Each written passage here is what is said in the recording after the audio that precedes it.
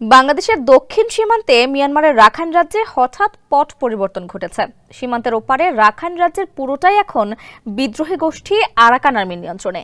এমন খবর সামনে আসার পর বাংলাদেশ সরকারের দিক থেকে আরাকান আর্মির সঙ্গে যোগাযোগের উদ্যোগের ইঙ্গিত পাওয়া যাচ্ছে। রোহিঙ্গা সংকট ও আঞ্চলিক নিরাপত্তা নিয়ে শুক্রবার ঢাকায় আয়োজিত এক অনুষ্ঠানে এমন ইঙ্গিত পাওয়া গেছে। অনুষ্ঠানে অন্তর্বর্তী সরকারের প্রধান উপদেষ্টা রোহিঙ্গা সমস্যা ও অগ্রাধিকার প্রাপ্ত বিষয়াবলী সংক্রান্ত বিশেষ প্রতিনিধি ডক্টর খলিলুর রহমান এমন ইঙ্গিত দিয়েছেন।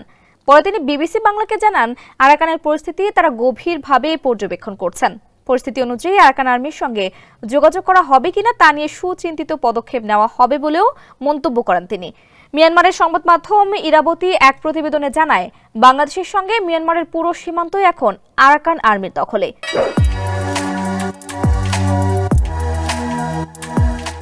মূলত গেল 11 ডিসেম্বর খবর আসে যে মংডু শহরের নিয়ন্ত্রণ নিয়েছে আরাকান আর্মি।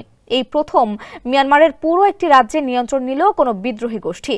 এরপরই সীমান্তবর্তী নাফ নদীর মিয়ানমার অংশে অনির্দিষ্টকালের জন্য নৌ চলাচলে নিষেধাজ্ঞা আরোপ করে আরাকান আর্মি।